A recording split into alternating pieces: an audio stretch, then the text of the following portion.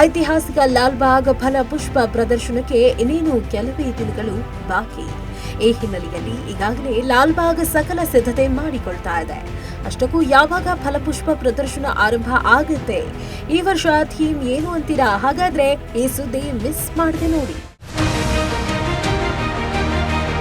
ಪ್ರತಿ ವರ್ಷ ಗಣರಾಜ್ಯೋತ್ಸವಕ್ಕೆ ಲಾಲ್ಬಾಗ್ನಲ್ಲಿ ಫಲಪುಷ್ಪ ಪ್ರದರ್ಶನ ಆಯೋಜನೆ ಮಾಡಲಾಗುತ್ತೆ. ಅದೇ ರೀತಿ ಈ ವರ್ಷವೂ ಸಹ 217ನೆಯ ಫಲಪುಷ್ಪ ಪ್ರದರ್ಶನವನ್ನ ಲಾಲ್ಬಾಗ್ನಲ್ಲಿ ಆಯೋಜನೆ ಮಾಡಲಾಗಿದೆ.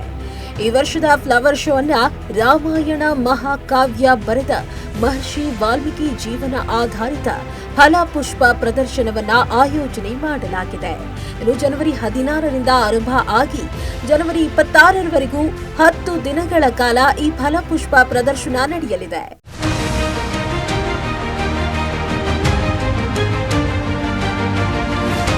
ಈ ವರ್ಷ ಪುಷ್ಪ ಪ್ರದರ್ಶನ ಹೇಗಿರಲಿದೆ ಎನ್ನುವ ಬಗ್ಗೆ ಮಾಹಿತಿ ನೀಡಿದ ಲಾಲ್ಬಾಗ್ ಜಂಟಿ ನಿರ್ದೇಶಕ ಜಗದೀಶ್,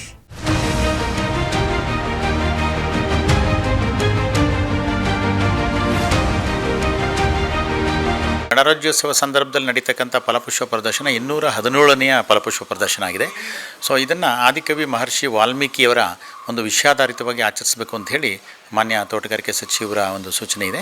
ಸೊ ಆ ಹಿನ್ನೆಲೆಯಲ್ಲಿ ನಾವೇನು ಪರಿಣಿತರು ಮತ್ತು ಈ ಒಂದು ವಿಷಯದಲ್ಲಿ ಒಂದು ಎಕ್ಸ್ಪರ್ಟ್ ಇರ್ತಕ್ಕಂಥ ಎಲ್ಲ ತಜ್ಞರನ್ನು ಕರೆಸಿ ಕಳೆದ ಒಂದು 20 ದಿವಸದಿಂದ ನಾವು ಚರ್ಚೆ ಮಾಡಿ ಒಂದು ಪರಿಕಲ್ಪನೆಯನ್ನು ನಾವೀಗ ಸಿದ್ಧಪಡಿಸ್ತಾ ಇದ್ದೀವಿ ಸರ್.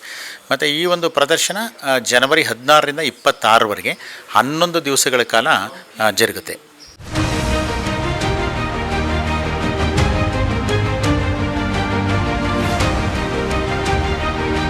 217ನೆಯ ಫಲಪುಷ್ಪ ಪ್ರದರ್ಶನಕ್ಕೆ ಲಾಲ್ಬಾಗ್ನಲ್ಲಿ ಸಕಲ ಸಿದ್ಧತೆ ಮಾಡಿಕೊಳ್ಳಲಾಗಿದೆ. ಜೊತೆಗೆ ಈಗಾಗಲೇ ವಿದೇಶದಿಂದ ಹಾಗೂ ಹೊರ ರಾಜ್ಯಗಳಿಂದಲೂ ಈಗಾಗಲೇ ಫ್ಲವರ್ ಶೋಗೆ ಹೂವುಗಳನ್ನು ತರಲಾಗಿದೆ. ಹಾಗೆಯೇ ಒಟ್ಟು ಈ ಫಲಪುಷ್ಪ ಪ್ರದರ್ಶನಕ್ಕೆ ಸುಮಾರು 2.05 ಕೋಟಿ ರೂಪಾಯಿ ವೆಚ್ಚದಲ್ಲಿ ಪುಷ್ಪ ಪ್ರದರ್ಶನಕ್ಕೆ ಖರ್ಚು ಮಾಡಲಾಗ್ತಾ ಇದೆ. ಈ ವರ್ಷದ ಫಲಪುಷ್ಪ ಪ್ರದರ್ಶನಕ್ಕೆ ಸುಮಾರು 9ರಿಂದ 10 ಲಕ್ಷ ಜನರು ಬರುವ ನಿರೀಕ್ಷೆ ಇದೆ. ಇನ್ನು ಫಲಪುಷ್ಪ ಪ್ರದರ್ಶನದ ಬಗ್ಗೆ ಮಾತನಾಡಿದ ಲಾಲ್ಬಾಗ್ ಪ್ರವಾಸಿಗರು ಹೇಳಿದ್ದೇನು ನೀವೇ ಕೇಳಿಸಿಕೊಳ್ಳಿ.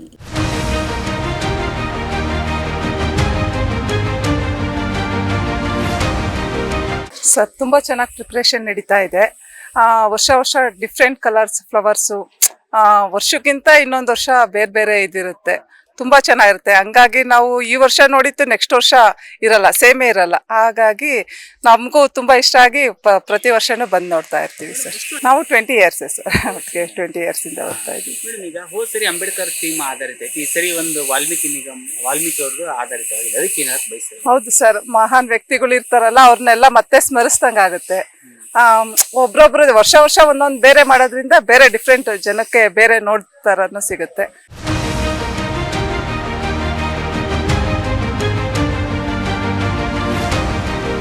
ಒಟ್ಟಾರೆಯಾಗಿ ವಾಲ್ಮೀಕಿ ಜೀವನ ಆಧಾರಿತ ಪುಷ್ಪ ಪ್ರದರ್ಶನ ನೋಡಲು ಸಿಲಿಕಾನ್ ಸಿಟಿ ಜನರು ತುದಿಗಾಲಲ್ಲಿ ನಿಂತಿದ್ದು ಪುಷ್ಪ ಪ್ರದರ್ಶನ ಹೇಗಿರಲಿದೆ ಅನ್ನೋದು ಕಾದು ನೋಡಬೇಕಾಗಿದೆ.